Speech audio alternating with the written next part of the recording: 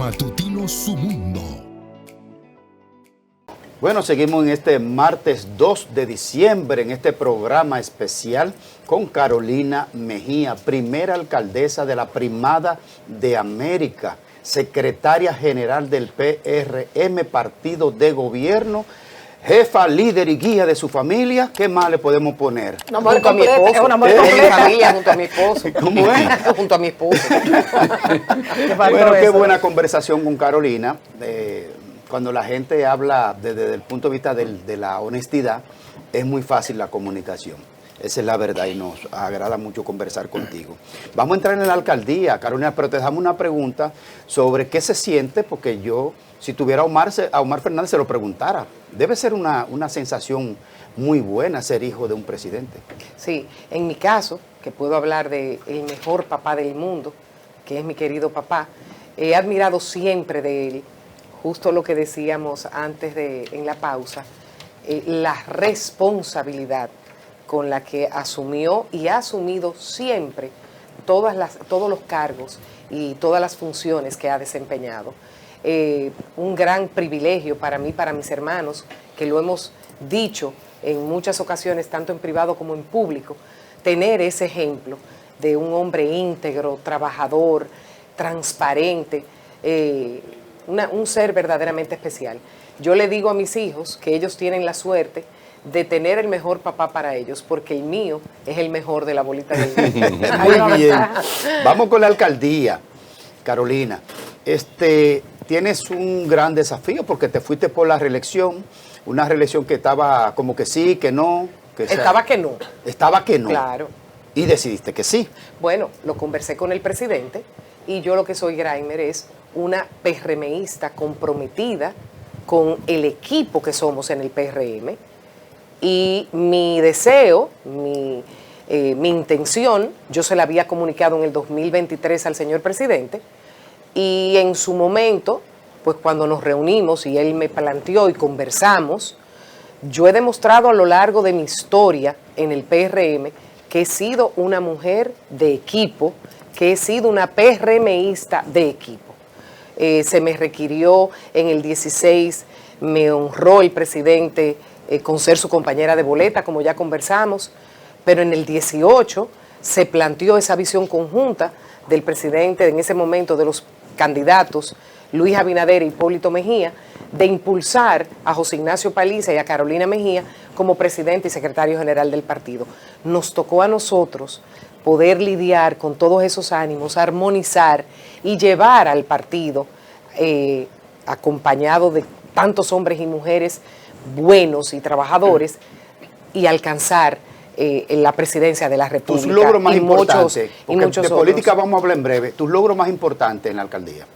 Mira, el programa, yo tengo varios programas que a mí me llenan de mucha alegría. El programa Parques para Todos, ahora recién lanzamos la campaña La Ciudad que Respira, y ahí vemos cómo muchos espacios de la ciudad que reclamaban nuestra atención, encontramos un modelo efectivo para poder trabajarlo, porque si partimos solamente de los recursos que tiene disponible la ciudad, no hubiese sido posible. Pero en ese modelo de trabajar junto al sector privado, al gobierno central, hemos logrado pues gestionar el espacio de otra manera. Eso ha sido altamente gratificante. Pero tenemos el programa de intercambios de plásticos por juguetes y por escolares como algo fundamental para atender algo que nos ocupa a todos, que es el medio ambiente. Tenemos que cuidarlo, tenemos que ser parte de este liderazgo que señala, que indica, que marca las pautas de cómo podemos cuidar este hermoso territorio que nosotros tenemos en lo que es nuestro amado país.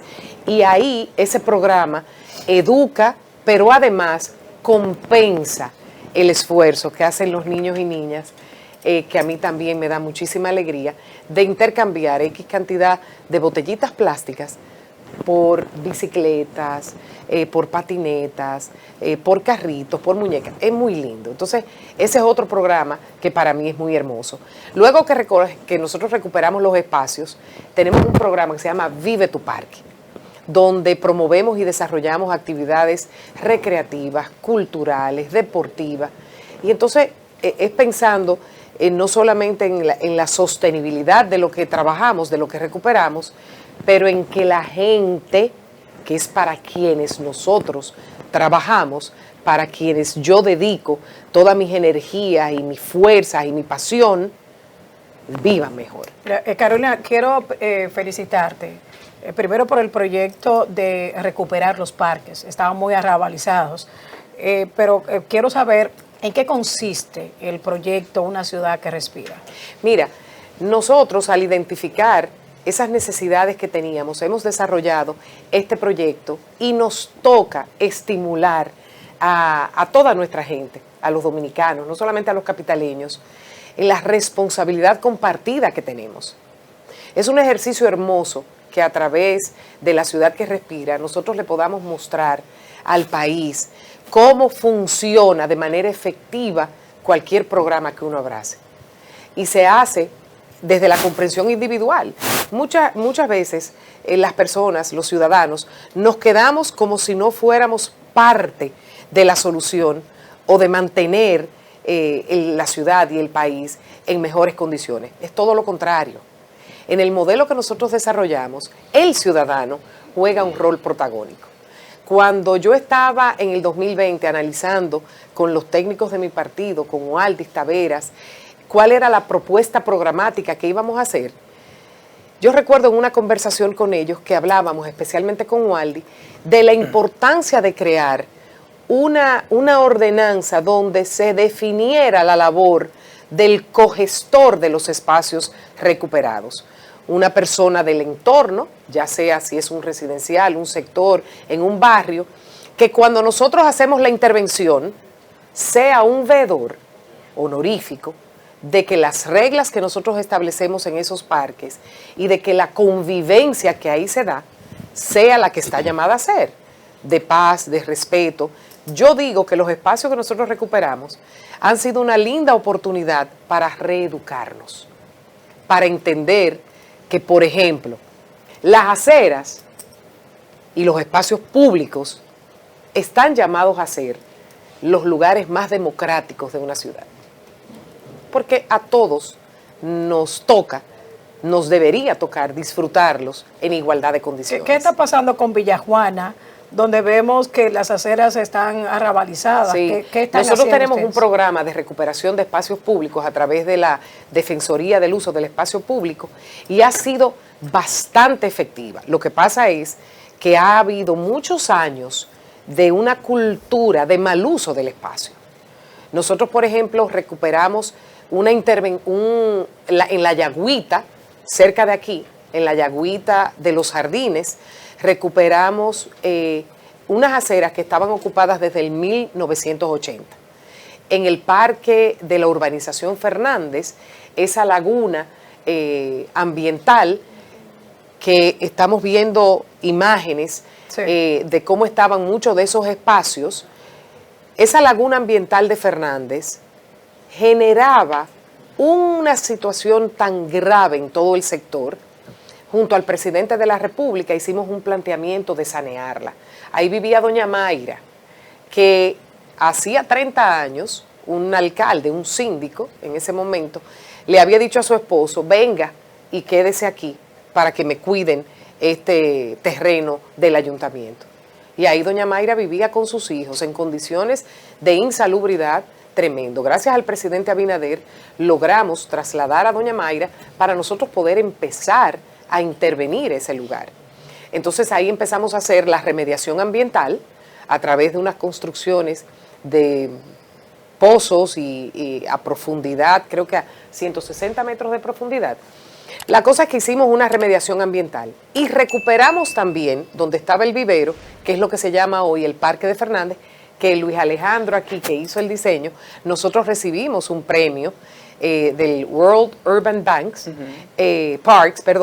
y en reconocimiento al trabajo que hemos hecho con los parques. Entonces, ese tema de la arrabalización de los espacios es de las cosas que yo he tenido la oportunidad de poco a poco en los sectores demostrar cómo esa recuperación para todos redunda en beneficio y en bienestar. Llegó Carolina a la alcaldía del Distrito Nacional. ¿Cuáles fueron los principales problemas enfrentados desde su llegada? Sí, mira, ahorita les comentaba a ustedes que nosotros las elecciones en febrero se cancelaron. En el 15 de marzo se hicieron nuevamente y el 18 se cerró el país. El 24 de abril, que yo asumo en la alcaldía, estábamos en medio de la pandemia. Ya ese reto que fue de verdad mayúsculo, porque vuelvo y te digo, lo de la incertidumbre, señores, te reta a ser creativo. Sí, sí. El día a día Sí, pero fue usted, un reto. usted le recibió a un compañero de partido. Sí, de la alcaldía. claro, Sí. claro. O sea, ahí aunque haya algún problema, hay que subsanable. Con grandes realizaciones, porque usted recibió una gestión muy exitosa. David Collado Sí. realizó una gestión muy exitosa. Sí, la ciudad, lógicamente, es cierto, José, la ciudad tenía muchos espacios en ese momento que venía arrastrando de que ya era importante trabajar en otros aspectos. La ciudad, como yo les decía ahorita, tiene muchas necesidades financieras y un presupuesto muy pequeño. Y es un tema que nosotros debemos legislar para que haya una ley de capitalidad que le permita al alcalde manejar recursos para atender las necesidades de la gente. Entonces, ¿Cómo será la nosotros legislación? tuvimos Perdóname, Carolina. la ley de capitalidad. Ley de Nosotros explique tuvimos, eso. es una ley especial para el Distrito Nacional, como capital de la República Dominicana, y que tenga un tratamiento diferenciado. Se necesitaría, yo soy de la opinión que lo que debemos es modificar también la 17607 para darle más competencias, pero no es la competencia, más recursos que tienen que ser identificados, pues lógicamente con el gobierno central. Pero volviendo al tema de lo que recibí, lo que sí recibí me permitió analizarlo, planificarlo y mejorarlo desde las finanzas de la ciudad. Nosotros recibimos un pasivo de 2.027 millones de pesos, lo trabajamos con el equipo nuestro, renegociamos contratos como los de recolección de desechos, la deuda que antes se acumulaba se dejó de acumular, porque vuelvo y les digo, los términos de esas contrataciones pudimos modificarlas para beneficio de la ciudad. Hicimos un acuerdo que nos permitió eliminar una deuda de 522 millones de pesos y de generar ahorros en esos primeros 4 años, 3 años y pico, de 425 millones. O sea que esa renegociación impactó de manera importante nuestras finanzas. También teníamos otras deudas que pudimos ir renegociando con otras instituciones del gobierno central, con particulares, y en este transcurrir, en estos 5 años, pues es una gran noticia que tenemos tan solo ya 300 millones de pesos de pasivo. ¿Cuándo van a someter la ley de capitalidad? Estamos trabajando, yo con el compañero Alfredo Pacheco, presidente de la Cámara de Diputados, es una conversación que tenemos y un trabajo en el que él también tiene especial interés de que logremos dejar ese legado. Es un legado para el país que nosotros podamos mejorar. El presupuesto actual de la alcaldía del distrito. 5.500 millones de pesos. Eso es muy poco dinero. Sí, es muy poco dinero. Porque de eso, cuando tú analizas el presupuesto de ingresos y gastos, el 75% de esos recursos, el 75% se utiliza para 3 servicios fundamentalmente. La compensación del servicio de energía eléctrica en los espacios públicos, calles, avenidas. Yo pensé que eso era gratis. No, se compensa con las sedes. Lo segundo es la subcontratación de la recogida de desechos. La alcaldía del Distrito Nacional paga el 100% de esos servicios. Ahora bien, solo 2 de cada 10 capitaleños pagan por el servicio de recogida. Es parte de lo que les decía ahorita, de esa responsabilidad que hemos querido promover a través de una ciudad solamente que respire. el 20% paga Correcto. el 20%. Solo es decir, el 20%. La noticia es el 80% de la población no paga la recogida. Correcto. Y el tercer servicio que nosotros, el gasto es el de el personal, que según establece la ley es lo que nos corresponde. Entonces, El 75% son esas tres cosas. Ese 25%, si nosotros no hubiéramos diseñado este modelo de gestión donde literalmente, señores, nosotros le presentamos al sector privado propuestas de intervención, y yo aquí públicamente una vez más les quiero agradecer la confianza que depositaron en nosotros para trabajar de manera conjunta y vincular su prestigio como instituciones, todos ellos, a una gestión pública. Eso a mí me honra Pero enormemente, y yo eso lo cuido de manera celosa. La ley de capitalidad, que es una gran noticia, debe pasar o no, según los reglamentos y la norma, por la liga municipal. El debate, la discusión. Sí, claro que sí.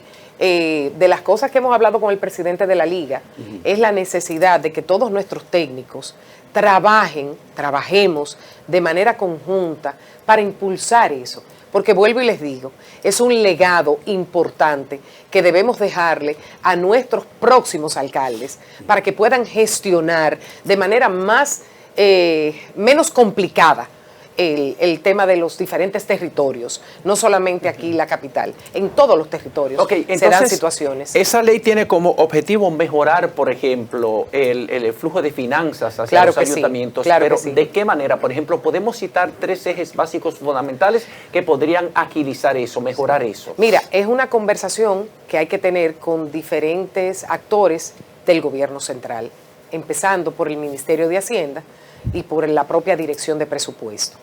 Yo te pudiera decir algunos ejemplos de impuestos que pudieran reorientarse hacia la ciudad, pero si yo suelto ese bucapié aquí, yo puedo poner 2 o 3 nerviosos. Eso hay que trabajarlo con ellos y hacer una presentación conjunta de propuestas. Los grupos financieros se van a poner muy nerviosos. ¿A cuánto aspiraría, por ejemplo, perdón, discúlpame, a cuánto aspiraría usted, por ejemplo, que reciba el Ayuntamiento del Distrito Nacional? Porque ¿cuánto aumentaría? Obviamente, 5.500 millones. Eso no es nada.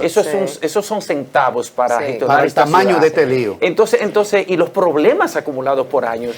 ¿A cuánto usted aspiraría para que por lo menos el Ayuntamiento del Distrito Nacional respire?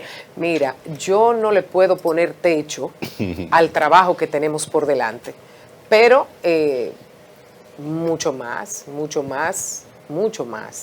Bueno, aquí tenemos al arquitecto Luis Alejandro Pérez, director de Planeamiento Urbano, que usted está preparando esta ley de fiscalidad, pero para dejárselo al otro equipo. De capitalidad. De capitalidad, sí. No sé si le alcance el tiempo legislativamente hablando, más toda la coordinación que se tiene que hacer, porque va a modificar la norma. Sería una ley especial para la alcaldía, pero irradiaría el sector completo, porque sentaría nuevos precedentes de carácter jurídico municipal. Aquí tenemos al director de planeamiento urbano suyo, que el arquitecto Luis Alejandro Pérez. ¿Cuál ha sido el alcance, el impacto de la Dirección de Planeamiento Urbano dentro de esta recuperación de territorio? Bueno, de espacios públicos. Sí, Luis Alejandro, yo tengo la dicha, y aprovecho que está aquí Luis Alejandro en representación de los demás colaboradores que me acompañan en esta gran gestión que hemos podido realizar, que estoy acompañada de hombres y mujeres profesionales que sobre todo tienen también esa vocación de servicio similar a la nuestra, de una entrega a una ciudad que requiere de mucha atención. Nosotros cuando llegamos, Luis Alejandro, tú pudieras comentarnos un poco de cómo encontramos en términos de normativa la ciudad y cómo hemos ido trabajando en las diferentes circunscripciones, pues esas normativas. Sí, gracias. Bueno, primero yo quiero agradecer que estar al lado de la alcaldesa es un privilegio, sobre todo para que nosotros, ella como guía y así como ella decía ahorita en la parte personal, así también ella nos trata a nosotros como sus directores, buscando la manera siempre de ese cuidado al detalle, como siempre nos dice. Gracias, alcaldesa, por esa oportunidad sobre todo. Miren, la ciudad de Santo Domingo, cuando llegamos en la gestión en el año 2020, tenían normativas de planificación urbana, sobre todo en la zona indicativa, en toda la parte de la circunscripción número 1 sobre todo, y lo demás no estaba normado. Y ya en este trayecto de 5 años ya tenemos normativa en la circunscripción número 2, en una parte de la circunscripción número 3. Bueno, la normativa de la circunscripción de la zona colonial también, que ya estaba implantada del año 2013, se está procediendo a hacer una actualización ahora en los próximos meses también para someterla ya al Consejo de Regidores. Y bueno, una actualización que también es necesaria de la ordenanza del polígono central, que tiene ya 27 años de obsolescencia, en la que también estamos trabajando en ella para poder desarrollarlo. Eso nos deja un porcentaje de aproximadamente un 75% del territorio del Distrito Nacional normado. Hay una zona importante del 75%. O sea, ¿ustedes le encontraron qué porcentaje más o menos no normada? Nosotros la encontramos alrededor del 40% normada. Normada, o sea, normada con normativas obsoletas. Faltaba 60% Correctamente. Nos falta ahora mismo por normar toda la parte de la circunscripción número 3, que ya estamos trabajando en el proyecto, sobre todo los 6 principales barrios, en Sánchez Luperón, Mejoramiento Social, las villas, Villa Agrícola, Villa Francisca y Villa Juana. Y ya hay toda una parte del territorio en informalidad, que es la parte de la ribera de los Amas, que esa ya es la que nos quedaría por desarrollar. Perfecto. Cuando hablamos de normativas fuera del ámbito jurídico y municipal, a mí me gustaría que tú explicaras. Si es suelo, si es edificación, ¿verdad? Sí, es así. ¿Qué es lo que regulan? Y otra cosa, entró en obsolescencia, pero cuando en el 2002 estábamos más anticuados, ¿no? A nivel de normativa y de planeamiento urbano. En el 2002. Sí, claro. A partir de ahí comenzó.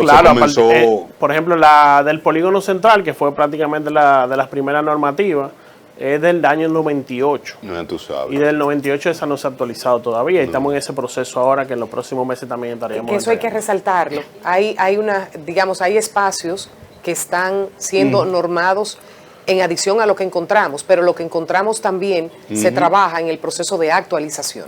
Perfecto. Porque la ciudad es un ente vivo. Sí, pero arquitecto, perdón, Carolina. No. Entonces a mí me gustaría, esa actualización de normativas de la 1, de la 2 y de la 3, ¿en qué consiste? ¿Cómo el residente en el territorio se beneficia? El ayuntamiento regula características de desarrollo, es decir, uso de suelo, linderos, densidades y en cierto modo altura o índice de edificabilidad, o sea, qué capacidad tú puedes construir en el territorio o en el solar o en el terreno que tienes. Entonces, basado en eso, vamos a decir 3 pilares, es que nosotros como alcaldía regulamos. Ya luego entonces pasa un proceso más técnico que ya va a otros ministerios, como Ministerio de Edificaciones y Medio Ambiente, en el que ya da otros tipos de fiscalizaciones y de regulaciones, de acuerdo a las normas que ellos tienen y también al Código de Construcción. Gascue, un ejemplo, Gascue. Yo no sé si Carolina recuerda una orquesta de rock en España llamada La O Azul. Claro. Sí, Ricardo Esteban. Y entonces hay un himno, él es muy joven. Que no destruyan Gascue. No destruyan Gascue. No me haga cantarle. No, tranquila, presidente. Es así. ¿Cómo era que decía, alcaldesa? Gascue es arte, salvemos Gascue. No, pero ¿cómo era el ritmo? No desbaraten Gascue. Gascue es arte. Entonces, mi gente de Gascue no quería, ahí no se permitía por la normativa vieja, igual que la zona colonial, edificios de 3 niveles.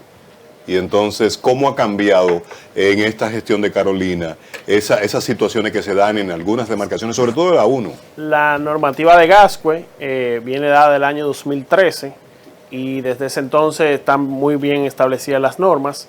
Y nosotros lo que hemos hecho es un proceso de fiscalización y de rigurosidad de todo el proceso de implementación y sobre todo de ejecución de esas normativas. Yo no estoy como entrevistadora, pero me interesa que tú le comentes. No, porque es algo, vuelvo y les digo, la decisión individual de cada quien de hacer las cosas bien.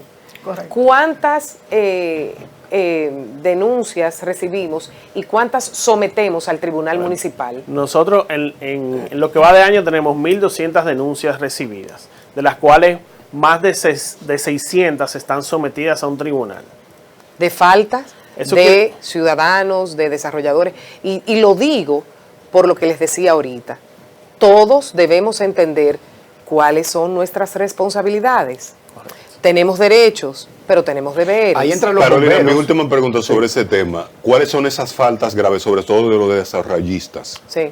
Sí, la mayoría de las violaciones vienen dadas en niveles de más, violaciones a la densidad, a la capacidad del territorio como tal, a nivel de personalidades, y obviamente la más típica es las violaciones del lindero. De linderos.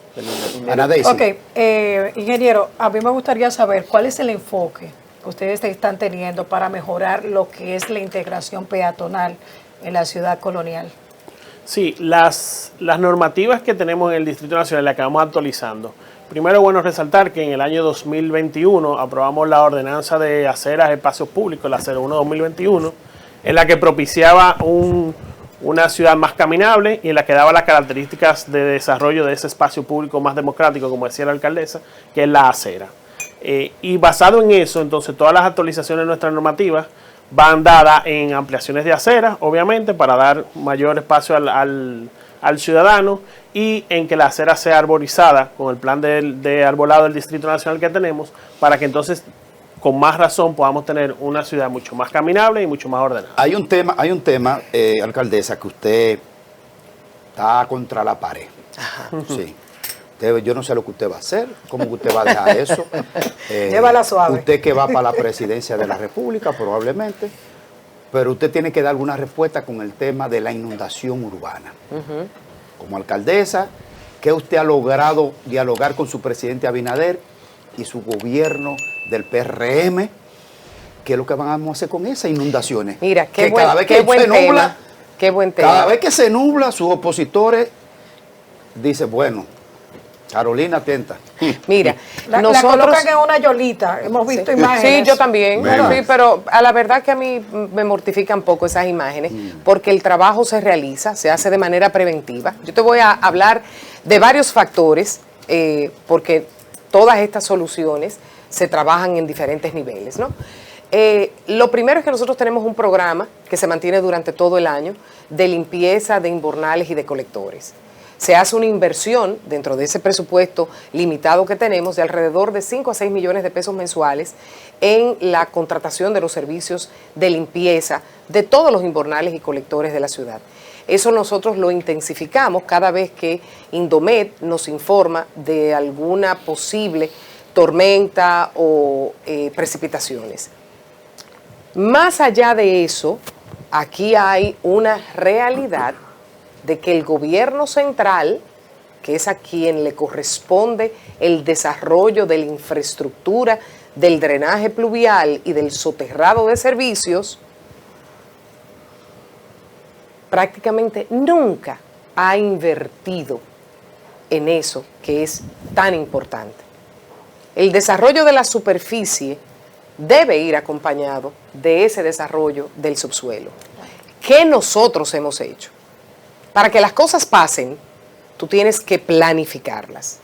Nosotros con Urbe contratamos a unos especialistas, arquitectos, urbanistas, y en el plan integrado de Santo Domingo hacemos planteamientos responsables para la solución del tema del drenaje pluvial. ¿Y qué le dice su gobierno? Y del futuro de la República Dominicana y de Santo Domingo y el Gran Santo Domingo. Porque yo le decía algo, alcaldesa. Mi gobierno, te digo, Graimer. Le voy a poner la que le dice su opositor, sí, el gobierno del PLD, Leonel Danilo. Sí.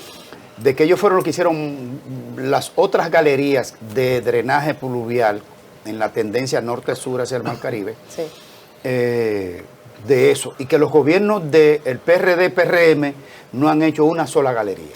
Mira, te voy a decir, la galería de la Núñez de Cáceres, que va desde la Gustavo hasta el Malecón, necesita, y ahí yo debo reconocerte, la necesidad, y está planteado en el plan integrado, de continuarla hasta la John F. Kennedy. Claro. Pero oye lo que te voy a decir, Graimer. La solución tiene que darse como un compromiso de Estado, independientemente de cuál sea el gobierno de turno. Esto es una cuestión, ahorita tú empezaste a decir que yo le iba a dejar la ciudad a quien me sucediera, ¿verdad? Sí. Lo que tenemos todos los que nos han depositado la confianza a los ciudadanos es que debemos trabajar para dejar donde nosotros intervenimos mejor que como lo encontramos. El país, para que podamos avanzar y tengamos una política de sostenibilidad, debemos abrazar el Plan Integrado de Santo Domingo como una responsabilidad no solo actual, sino de cara al futuro. ¿Qué es el plan? Plan Integrado de Santo Domingo. Es una visión al crecimiento de la ciudad y a la definición de los ejes de intervención que hay que hacer, porque hay que hacerlo de manera paulatina por lo que implica en términos económicos, y esos ejes ya están planteados los 3 primeros. Y ahí vuelvo donde tú hablabas, Graimer. El primero es que hay que continuar el de la Núñez de Cáceres. El segundo es el que llega del Ministerio del Medio Ambiente a la Independencia. Y el tercero es el eje Malecón, que es el que hemos definido. Tenemos esos 3 ejes, de más de 30 ejes que hay a lo largo de los años, en el largo plazo, que seguir interviniendo. Esos ejes se soterran galerías donde tú llevas tanto las aguas servidas como las pluviales, y en una galería separada para lo seco, entiéndase fibra óptica, tendido eléctrico y demás. ¿Por qué se trabaja por ejes? Primero, porque es imposible tú en términos económicos hacerlo de manera paralela, todo junto. Y segundo, porque también sería invivible tú intervenir todos los ejes y desarrollarlos. El Plan Integrado de Santo Domingo tiene planteado esos ejes y la necesidad de empezar. ¿Cuál es la buena noticia? Y ahí también mi respuesta para Graimer, que el eje de la Luperón, con 27 de febrero, donde está la Plaza de la Bandera, como ya se estaba interviniendo ahí por el Ministerio de Obras Públicas, con el ministro Eduardo Estrella, estamos trabajando en la construcción de ese primer eje de galerías. O sea que la conciencia del presidente Abinader con relación a la necesidad de iniciar ya, dando cumplimiento al plan integrado, pues esa es una gran noticia, especialmente para ti, Graimer. Claro que sí. Estábamos hablando ahorita y me quedó en el tintero esta pregunta de las normativas que ustedes han desarrollado para organizar el territorio de Santo Domingo, los diferentes territorios del Distrito Nacional. Eso obviamente yo pienso que resulta mucho más fácil en los sectores de clase media alta. Pero cuando hablamos, por ejemplo, de los barrios donde la gente construye como le venga en gana, sin observar las más elementales normas. Que no tenían. ¿Cómo se hace? Que no tenían. A cada rato veo sí, un letrero que dice obra suspendida por el Ayuntamiento del Distrito Nacional por violar tal y tal normativa. ¿Cuántas obras ustedes han tenido, por ejemplo, que paralizar en barrios importantes como Villa Juana, Villa Francisca, el Ensanche La Fe, todo eso? Tenemos... Como le decía ahorita, nosotros hemos recibido, por ejemplo, en lo que va de año, para que tengan una idea, 1.300 denuncias, entre 1.200 y 1.300 denuncias. De ellas, más de 600 son sometidas a un tribunal. La mayoría por violaciones de lindero, de construcción iniciada sin permiso, y sobre todo en temas informales tenemos la principal dificultad, que es el tema de la titularidad. Entonces, al momento de no tener titularidad, no hay manera de hacer un proceso de permisología como tal y de trámite, se va a la informalidad, entonces ya los tribunales se encargan de decidir qué procede con cada una de ellas. Vale la pena, perdón, sí, hablando de titularidad, reconocer el gran trabajo, especialmente para esos barrios que están a la orilla del río, que el presidente Abinader ha hecho con la adquisición formal de esos terrenos para poder entregar títulos. Esa formalización abre puertas en múltiples aspectos. Lo primero para el propietario, ¿no?, que lo hace ente incluso hasta de crédito, pero también para fines de nosotros poder regular mejor el territorio. Para el director, ¿verdad? Para ir advirtiendo que estamos en la recta final que tiene que ver con la alcaldía. Porque viene la parte política. Bueno, entonces yo voy con dos. No, pues yo tengo que preguntar sobre Duquesa, cambio climático, y me quedan que muchas eso cosas iba. en municipalidad. No, pero espérate, perdón, no, Ana, espérense, que yo tengo que completar eso hablando ahorita, que nada más empecé con el plan integrado. Lo segundo es el tema del cambio climático. Una realidad, ustedes que son periodistas y quienes nos están escuchando y viendo, que siguen las redes sociales, saben que las grandes ciudades del mundo han sido víctimas de muchas inundaciones y desafortunadamente de grandes tragedias por el tema del cambio climático. Antes se podía predecir lo que podía pasar, claro, pero ahora, y el ejemplo de Melissa es uno muy palpable, reciente. Melissa no había forma de saber qué era lo que iba a pasar con su trayectoria, claro, pero no solamente para nosotros aquí, para el Indomed, internacionalmente tenía a los meteorólogos también altamente preocupados. Entonces, aquí hay una combinación de factores que es muy importante que entendamos. Lo del cambio climático nos obliga a ser más conscientes de nuestra responsabilidad con el medio ambiente. Un 3 por 1 rápidamente, y es que quiero aprovechar tanto al ingeniero, primero saber cuál es la herramienta que ustedes del CIGEP, cuál es la herramienta que ustedes están utilizando para lo que respecta a los permisos, el otorgamiento de los permisos. Nosotros utilizamos el TRE del CIGOP. Es una plataforma creada para el manejo de documentos y de permisología que abarca no solamente planeamiento urbano, sino hay otras direcciones de la alcaldía que también lo tienen y es completamente digitalizada. Ok, entonces con Carolina, ¿de quién es la responsabilidad del remozamiento de la ciudad colonial? ¿Del Ministerio de Turismo, de la alcaldía o si están trabajando en conjunto para lograr tener una ciudad colonial transitable, con todas las comunidades correspondientes? Ana dice, yo lo agrega eso, ¿para cuándo es? ¿Y cuándo van a terminar?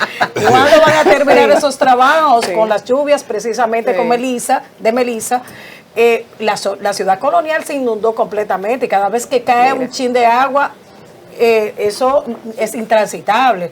¿No se contempló en el presupuesto el drenaje pluvial de la ciudad colonial? Mira, te separo un poco y te empiezo para edificar a quienes nos están escuchando. Miren, Ciudad Colonial, ese pequeño territorio, patrimonio de la humanidad, está cogobernado por el Ministerio de Cultura, por la Alcaldía del Distrito Nacional, por el Ayuntamiento y por el Ministerio de Turismo.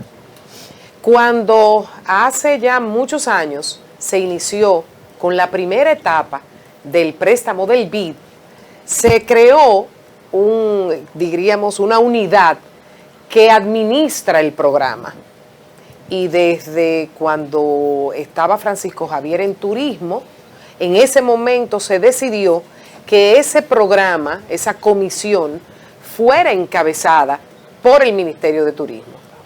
Cuando nosotros ganamos, recuerden que en el 2020 se separan las elecciones, las municipales se dieron antes de las presidenciales y congresuales. Cuando nosotros ganamos, estaba el señor Eduardo Selman como ministro de Cultura y se tenía que renovar, lógicamente, pues el acuerdo de cómo quedaría eventualmente la dirección de ese programa. Nosotros acordamos que seguiría, y más después de las elecciones que ganamos, y el compañero David Collado ocuparía esa posición, acordamos que seguiría siendo, digamos, dirigida como unidad de trabajo por el propio ministerio. O sea que esos fondos del BID han estado siempre trabajados de manera conjunta de los tres ministerios, pero dirigidos por el Ministerio de Turismo.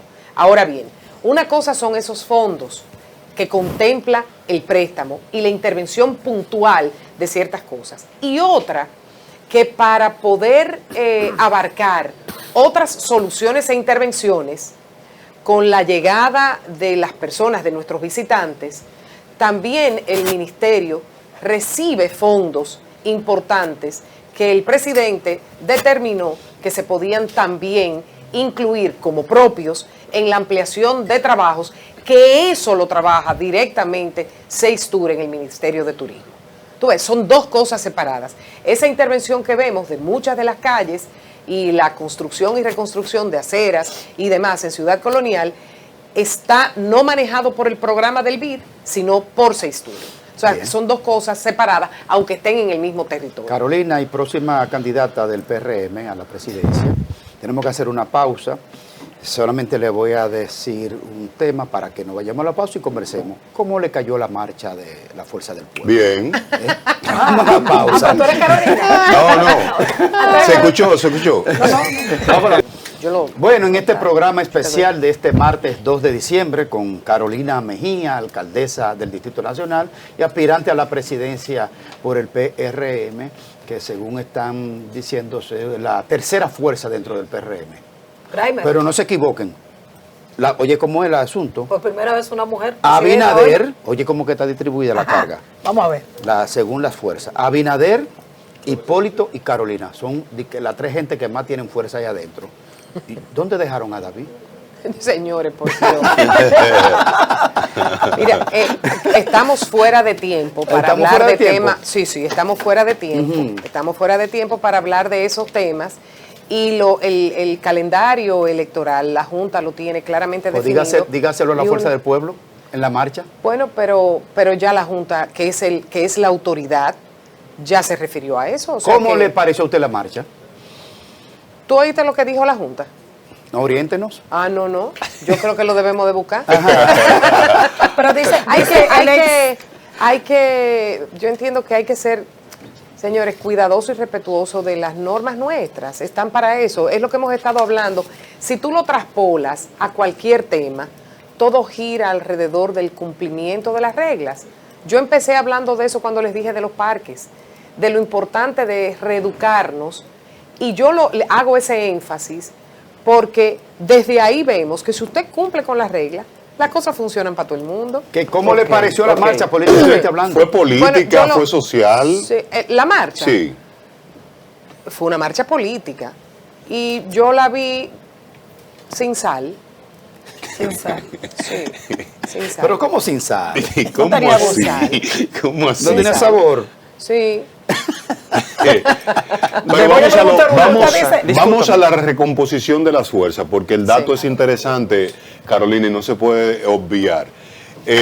Todos sabemos la conformación del PRM, sabemos del liderazgo de su papá, sabemos que, prestaron una franquicia a un partido, Alianza Social Dominicana, de la familia Abinader.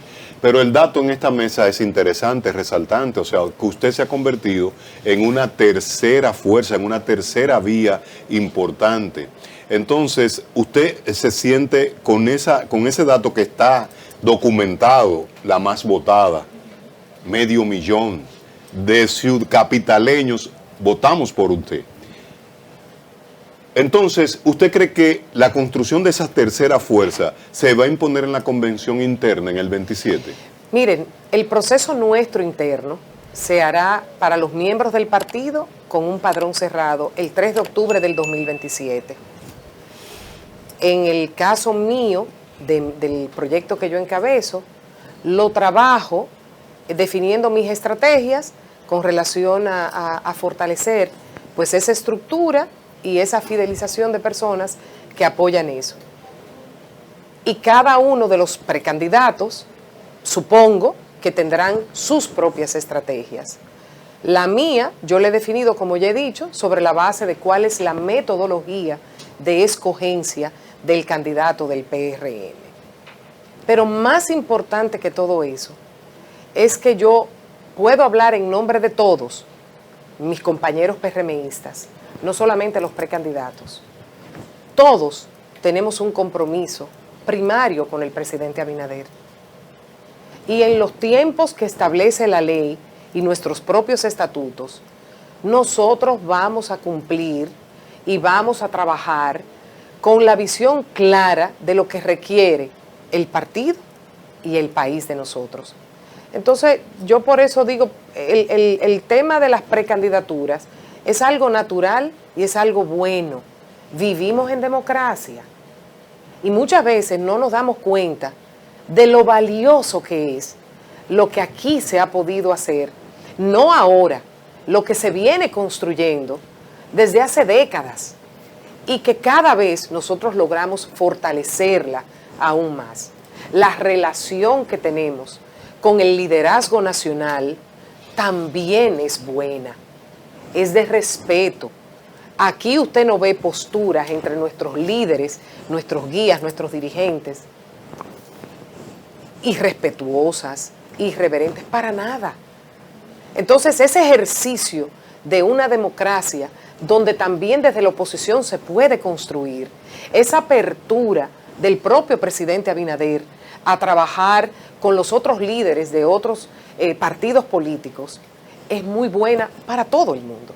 Entonces yo eso es lo que aplaudo. Pero llegado su momento, nosotros tendremos esa sana competencia a lo interno que no pone en riesgo lo que nosotros hemos construido. Tres frases. La primera yo la voy a concluir y las dos segundas entonces usted me va a ayudar. Ay. Una dinámica, una dinámica. Adelante. Y eso, que había pasado el tema, el familiar. Bueno, vamos arriba, vamos con la dinámica. Primera mujer como alcaldesa. Primera mujer como presidenta. Primera mujer como presidente. Falta una. Tú dices primera mujer como presidente. Primera mujer como alcaldesa, primera mujer como secretaria general y primera mujer como presidente. La vamos a estar viendo. Sí, claro. Yo le quiero ¿Cómo está la estructura? ¿Cómo está la estructura? Muy bien, Carolina, la estructura de Carolina y la estructura de Hipólito Mejía. Mira, yo tengo la dicha de que yo tengo 3 frentes en mi mismo hogar trabajando. Ahorita mencionaban ustedes a mi hijo Juan, que tiene su frente. Yo ahora voy a decir ahí a mis hijos, a mis sobrinos, que están muy activos también. Tengo a papá, que señores, Zafiera. yo tengo mis hijos. Zafiera. Y si es gratificante, y lo ha sido para mí, trabajar para él, ver el rostro de mi papá, la alegría y la plenitud de trabajar impulsando en lo que él cree y apoyando esta precandidatura de su hija, óyeme, es una doble bendición. Entonces, es una cuestión, tú sabes, que yo sé trabajar en equipo. Te está ayudando mucho y lleva la de ganar, lleva la delantera con respecto a los demás precandidatos a la presidencia, en el sentido de que en el caso suyo, usted sigue como alcaldesa del Distrito Nacional, ¿verdad? Sí. Y Hipólito Mejía está haciendo los trabajos en las provincias, le está favoreciendo. Ahí nos distribuimos porque yo, que soy muy estructurada y organizada, yo hago lo propio y los fines de semana, algunos días o sábados o domingos, pues en ocasiones me traslado al interior a cubrir ciertos temas. ¿Y qué dicen las encuestas? Muy bien, vamos. Ok, quiero hacerle una pregunta. Usted viene del sector privado, trabajó en Codetel con un hombre muy eficiente, muy visionario, Ernest Borrey. Después, los cargos que ha tenido en el gobierno, gestionar, dirigir la ciudad de Santo Domingo, el Distrito Nacional, en 2 periodos, eso obviamente le ha hecho acumular una experiencia lo suficientemente sólida que la presentan como una mujer de Estado. Hay gente aquí que cuestiona si está preparada la República Dominicana para una mujer presidenta. Le hago la pregunta, Carolina Mejía, ¿será la próxima presidenta de la República Dominicana apoyada por el PRM y el pueblo dominicano?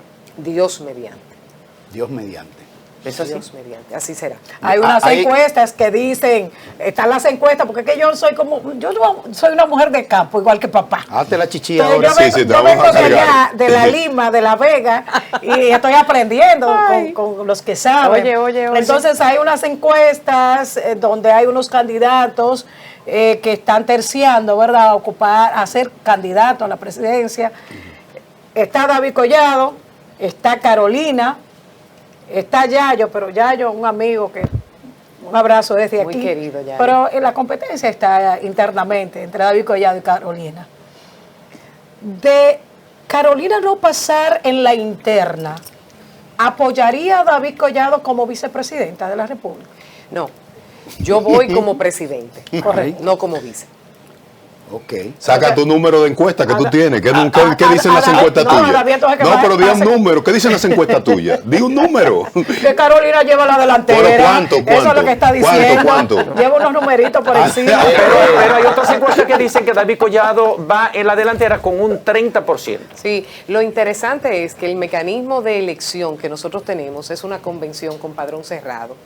El tema de las encuestas, de conocerlas ahora, de saber, eso lo importante, y te lo digo porque he visto encuestas, muchas de esas que se publican, haber tenido grandes errores en el pasado. Entonces, el proceso mío como yo les decía ahorita, está muy fundamentado en el tema de organización, de la estructura del proyecto, de cara a una convención con padrón cerrado de mi partido. Carolina, Bien. ¿me permite Me permiten una pregunta. Momento, Me preguntan una pregunta. Internamente usted barre. Yo gano. Usted gana. ¿Va a barrer la convención interna? Yo gano. Bien. Mira, Mi pregunta, por favor. Un momentito. Mi pregunta. Adelante, Moclus. Mi pregunta. El presidente le puso una cláusula pétrea a la Constitución para no buscar la reelección presidencial. Es la primera vez que el PRM se va a enfrentar en su corta gestión gubernamental de 8 años sin ese candidato. Tienen ustedes que sortear primero la convención interna, ¿verdad? La unidad, mantenerla. ¿Qué tanto afecta la narrativa actual de que el PRM es un narcopartido? ¿Cómo pudiera afectar la candidatura de Carolina, la nominación de Carolina y continuar más allá del 28? Mira, lo primero es que no lo es. Es un partido mayoritariamente de gente muy buena, trabajadora, comprometida, grandes dominicanos. Desafortunadas las decisiones que algunos toman de manera individual, y lo hemos hablado aquí también cuando hablamos planeamiento, los sometimientos. La gente decide, y si decide mal, las consecuencias deben ser malas. Entonces, no se puede generalizar a partir de situaciones lamentables, pero no se puede generalizar. Somos un gran partido, somos un partido de personas comprometidas. El trabajo que se ha realizado desde nuestra fundación ha sido un trabajo grandioso, y porque hayan casos lamentables y desafortunados de malas decisiones individuales que han tomado algunos compañeros, eso no nos hace a nosotros semejantes. Hay un tema que usted dice que usted va a ganar la presidencia, que no va como vice, que lo suyo es ser presidente y va a ser la primera presidenta de la República, ¿verdad? Entonces los presidentes toman decisiones de Estado. Esas mis anotaciones por aquí.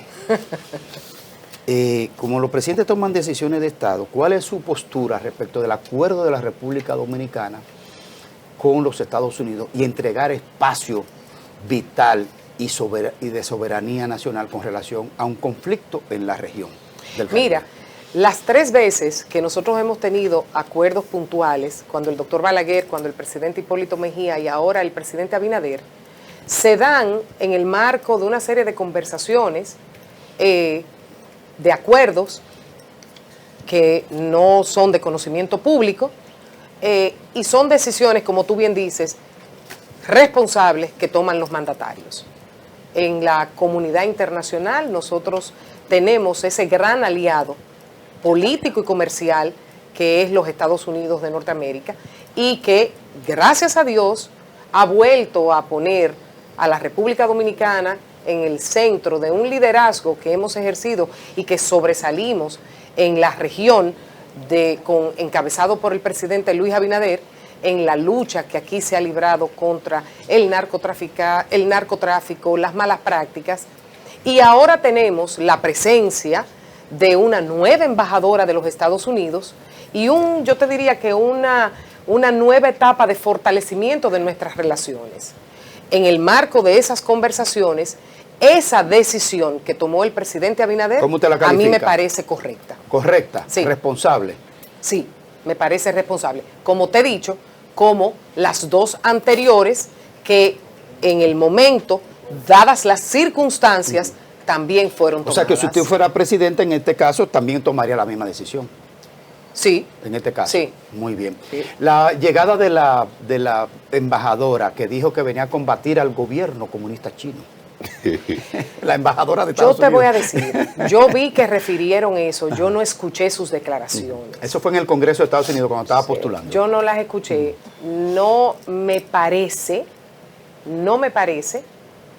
que el ánimo de ella ni del gobierno norteamericano sea de venir aquí a definir las relaciones que nosotros tenemos con otros países. Esa es mi impresión. Llegamos al final, compañeros. Pero José está viéndome desde ahorita. Vamos para allá, pero llegamos al final, le agradecemos a Alex Jiménez unos minutos que nos está cediendo de su espacio al emblemático periodista Alex Jiménez. Y no se aplaude por eso. Se aplaude. Mire, el tema a propósito de esa decisión de la embajadora de Estados Unidos aquí, está el tema inevitable también de Haití. La vimos usted en la frontera, viendo el muro, viendo la construcción. ¿Qué postura hay de usted como presidenta posible de la presidencia y el tema haitiano? Mira, a nosotros como país, a todos, yo estoy segura que si nos preguntan qué queremos para Haití, queremos que Haití mejore para que la gente pueda vivir en su país de manera segura y tranquila.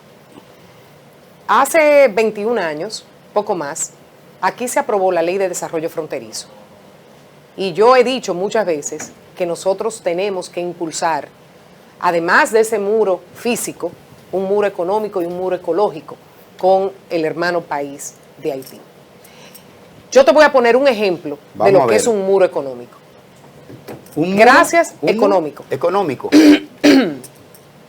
Gracias a la iniciativa, tanto a la Ley de Desarrollo Fronterizo como a la iniciativa Hope Help, que es algo que yo he repetido en múltiples ocasiones, se pudo desarrollar en Dajabón un proyecto llamado CODEVI, donde en Juana Méndez, territorio haitiano, hay aproximadamente 20.000 haitianos trabajando. Un muro económico es ese que cuando la población vive de manera digna porque han tenido acceso a salud, a alimentación, a servicios básicos, que es lo que le ha podido proveer esa empresa al territorio de Juana Méndez, defiende y cuida lo que les ha generado bienestar. Yo le decía el otro día que tuve la oportunidad de conversar con unos congresistas norteamericanos, con el congresista Mast, justamente lo importante que es seguir desarrollando proyectos que le den en Haití las condiciones a ellos para que vivan bien. ¿Por qué en Juana Méndez no han podido entrar las bandas que afectan, esas bandas terroristas, perdón, que afectan el país? Porque la gente cuida eso que ha sido beneficioso para sus vidas y la de sus familias y lo protege. Ese ejemplo de CODEVI no se puede perder y es el riesgo que tiene ahora esa empresa y los propios haitianos, porque si los Estados Unidos no aprueban la extensión de la iniciativa, la manufactura que ahí se realiza no puede entrar sin aranceles a ese país. Entonces, te pongo ese ejemplo porque de igual manera se pueden seguir promoviendo proyectos en la frontera, agroindustriales.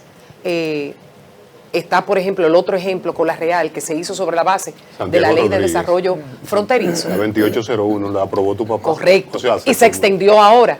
Se extendió ahora. Por eso hablo de esa necesaria extensión de Hope Help. Cuando tú creas las condiciones, pero sobre todo, cuando la gente vive de forma digna, que prácticamente no lo hacen en ningún otro lugar, eso es suficiente para tú defenderlo. Entonces, el punto con Haití es que todos anhelamos que en Haití las condiciones se den para que la gente pueda vivir ahí en bienestar. Y el desarrollo de la frontera juega un rol fundamental. José Tomás, finalizando. Yo quiero hacerle una pregunta muy puntual. Hay dos temas que se han convertido en la República Dominicana en una especie de epidemia y también en un problema de salud pública. Los asesinatos de mujeres, denominados feminicidios, y también la gran cantidad de personas que mueren en accidentes de tránsito, un promedio de 3.000 al año, la mayor cantidad en la región. ¿Cómo enfrentaría Carolina Mejía como presidenta de la República esos dos males? Mira, yo incorporaría otras acciones adicionales a las que el gobierno tiene. Ayer escuchaba yo a una colombiana llamada Catalina Escobar, que tiene la Fundación Juanfe, que hacen un trabajo hermoso con el tema de los embarazos en adolescentes. Recuerden que aquí nosotros tenemos situaciones delicadas por la falta de ese necesario fortalecimiento que como sociedad nos dan las familias. Aquí hay hogares donde tenemos en condición de juventud a una abuela, a una mamá y a un bebé. Así es. De manera integral, el modelo 360, que es como se llama, ese que promueve la fundación de Cata, es un modelo que se está evaluando y ojalá que se aplique aquí, porque aborda la situación de las mujeres desde su formación, su independencia económica, su trabajo también psicosocial, su acompañamiento de especialistas en centros de apoyo para ellas. Ahora nuestras legisladoras, no solo las de mi partido, sino muchas de nuestras legisladoras, están impulsando una serie de leyes que están en el Congreso, que pueden fortalecerse, modificarse, como un mecanismo para que las mujeres puedan contar con más herramientas para el manejo y las instituciones también. Esas acciones creo que son beneficiosas para evitar que siga esa rabia y esa conducta contra que normalmente se da entre parejas, desafortunadamente, y que debe ser acompañada de una reeducación que empieza desde nuestros niños. Muchas gracias, Carolina. Llegamos a la parte final. Carolina, presidenta, Yayo vice, la boleta. Me lo dijo el ministro del rumor. Me lo dijo el ministro del rumor. Entonces, las estadísticas dicen que Collado va bajando y que Carolina va subiendo. Dijo aquí Tony Peñaguaba que el que se va del PRM se va solo. Dijo Tony Peñaguaba. Mira, finalmente es cierto, y esto es una comunicación de Estado, sí es cierto que el gobierno le consultó a la oposición, que él envió, sí, esto es un tema preparativo, a la oposición la decisión del acuerdo con Estados Unidos, que se dijo, y vamos a ser puntual, Julio Martínez Pozo reveló que el gobierno le pasó la información a los líderes de oposición, es decir, Danilo, Leonel, e inclusive Hipólito, que no es de oposición, pero no está en el gobierno. ¿Eso es verdad, que el gobierno consultó a la oposición? Mira, yo tengo entendido que quienes hicieron esa consulta fue la propia embajada norteamericana. Tengo entendido. Pero saliendo de aquí, yo voy a confirmarlo. Muy bien. Y finalmente, ¿a quién va a dejar en la alcaldía cuando salga? Algún compañero o compañera que sea, que tenga una buena formación académica, que tenga experiencia. ¿Puede ser apellido Garrigó? Pero sobre todo... ¿Puede ser apellido Garrigó? Sí, sí. Bueno, esa no es una decisión primaria mía, ¿eh? ¿Y de quién? Esa no es una decisión primaria mía. ¿De quién? Bueno, ahí hay varios factores. De los Garrigós, ¿eh? De los Garrigós. ¿Se va a retirar usted antes de cumplir el mandato? No, yo no me retiro. No. Bueno, yo acepté la reelección sabiendo las implicaciones, pero la confianza del voto de los capitaleños me lo dieron a mí y yo no los voy a defraudar. Me enseñaron, ni en la confianza, finalmente, ni tampoco en la gestión. Alcaldesa, me enseñaron una plataforma de verificación e inscripción. ¿Te gustó, eh? Sí, ¿cómo que se llama el número? 628. 628. 628. 628. 628. ¿Cuántos han inscrito pero señor, al corte de ahora, en esa plataforma? No, eso es una información, yo te lo enseño ahorita. Ok, está bien. Gracias, Carolina, gracias a todo tu equipo que se ha comprometido en organizar esta entrevista, este programa especial. Ay, gracias, Graimer. Gracias, Ana. A todo el equipo José, nuestro Roberto. de producción, de prensa, el equipo técnico detrás de las cámaras. Pero perdón, quiero darle una información pública, Roberto, antes de... Nosotros teníamos, durante todo este año, trabajando con nuestra gente, nuestros asesores, métricas, o sea, objetivos definidos.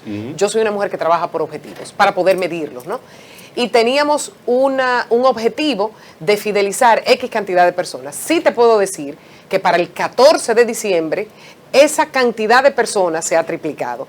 O sea que hemos superado con creces el objetivo que nos habíamos planteado. PRM, dama, están verificando. Estamos fidelizando. Ya tú sabes. Gracias, Carolina. Gracias a todo el equipo y gracias a todo el equipo nuestro. Y a Alex Jiménez, que se dio parte de su tiempo. Otro aplauso para Alex, señores, para cerrar esta entrevista especial de fin de año. Dos anuncios, dos invitaciones. La primera, 9 de diciembre, tendremos el primer palazo del Parque de la Núñez de Cáceres con Gustavo Mejía Ricard. Eso es una noticia muy esperada gracias al Banco Popular Dominicano. 9 de diciembre, Parque de la Núñez de Cáceres con Gustavo Mejía Ricard. Con Gustavo. ¿Y cuál es la otra noticia?